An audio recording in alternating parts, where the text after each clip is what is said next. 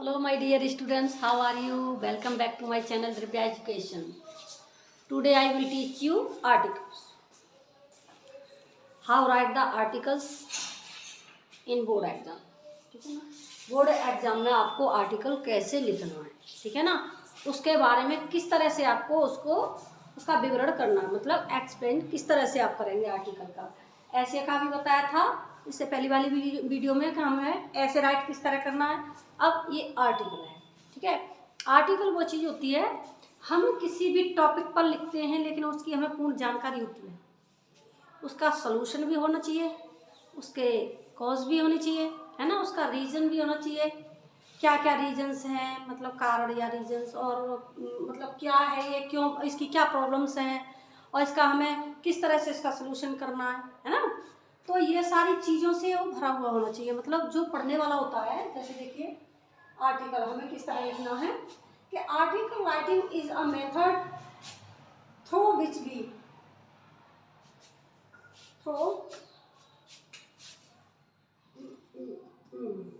through which we provide information about subject matter by writing our thoughts about it and it in an interesting manner, है ना।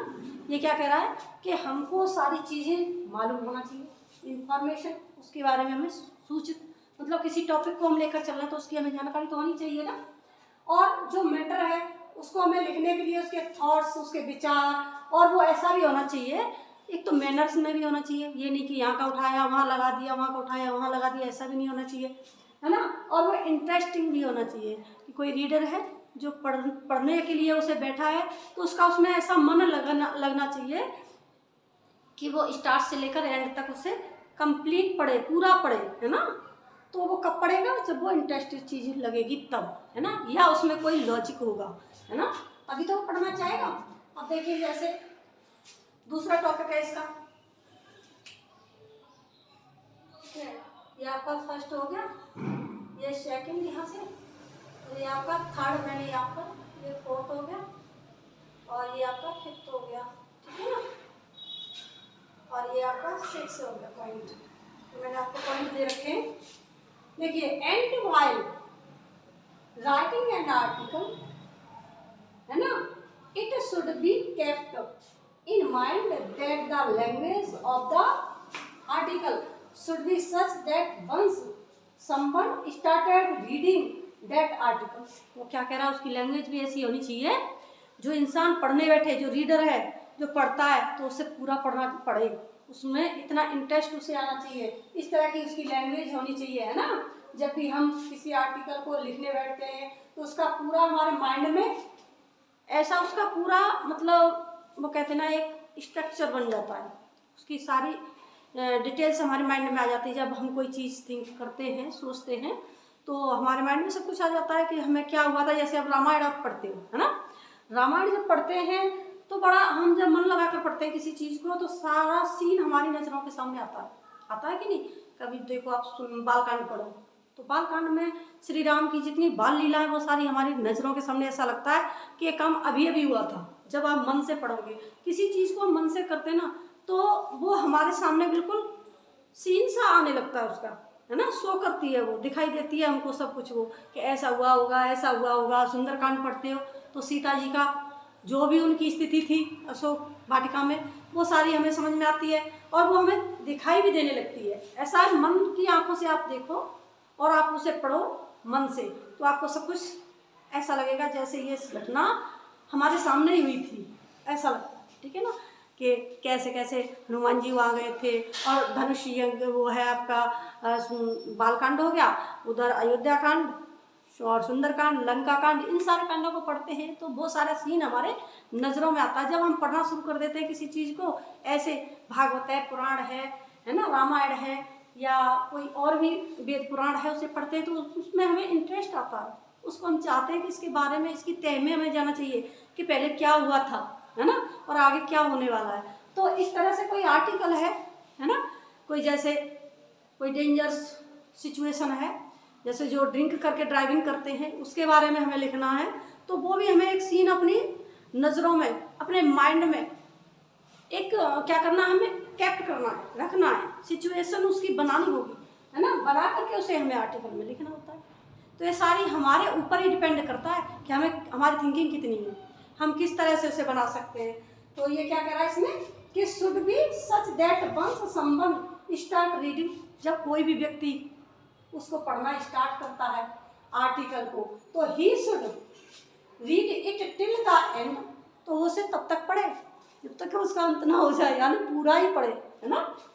And all the questions related to that article should also be fulfilled, और जो भी उस पर topic दे रखा है उसी के क्वेश्चन, उसी के आंसर, उसी का सलूशन, उसी के रीजंस उसी के होने चाहिए, है ना। उसी के सलूशन से भी भरा होना चाहिए, उसका सलूशन भी उसमें फुलफिल होना चाहिए, है ना, कि क्या हुआ था, फिर उसका क्या निष्कर्ष क्या निकला उसका, है ना, कंक्लूजन क्या हुआ था। तो इन चीज़ों से आर्टिकल भरा होना चाहिए। आर्टिकल क्या होता है, एक अपनी एक थिंकिंग होती है, और वो थिंकिंग किसी टॉपिक पर होती है ना, कोई परिस्थिति होती है उस पर होती है। जैसे पॉवर्टी है, गरीबी पर आपने लिखा, तो गरीबी पर उसके मेन पॉइंट 3 होते हैं। सबसे पहले हमें क्या लिखना होता है उसका, देखिए इसके पॉइंट हैं आपके। सबसे पहले हमें क्या करना है, टाइटल करना है। अच्छा इधर देखिए पहले, while writing an article pay attention to the following points. ये कह रहा है जो हमने आर्टिकल्स दिया है यहाँ पर, इसके सारे जो पॉइंट हैं उसको बड़ा ही अटेंटिवली होकर के पढ़िए, है ना, मतलब अटेंशन होकर के ध्यानपूर्वक पढ़िए इसको, है ना, तभी तो आपकी समझ में आएगा। टाइटल क्या होता है, जो उसका मेन पॉइंट होता है, किसके ऊपर ये लिखा जा रहा है, किसके बारे में बताया जा रहा है, वही टाइटल होता है ना। दूसरा नंबर है कॉन्टेक्स्ट, मतलब संदर्भ सहित व्याख्या कहते हैं ना, वही है, ठीक है ना। प्रसंग लिखना है तुम्हें उसके बारे में कि वो क्या है। जैसे कबीरदास जी और सूरदास जी के बारे में वो पोएम आती है, संदर्भ सहित व्याख्या करने के लिए हिंदी में करते हैं ना, इसी तरह से हमें ये इंग्लिश में करना है आर्टिकल को, ठीक है ना। फिर इसके बाद में इंट्रोडक्शन। इंट्रोडक्शन में क्या, उसकी सारी जानकारी हमें देनी है। जिस तरह से हमने ऐसे में दिया था, ऐसे में क्या दिया था, जैसे फर्स्ट में हमने नेम दिया उसका, फिर उसकी सिचुएशन दी, है ना। तो जो सिचुएशन है, नेम है और सिचुएटेड है, जो जहाँ सिचुएशन एक स्थिति होती है, ठीक है ना, कि वो कहाँ कैसे किस स्थिति में है, और वो सिचुएटेड स्थित है।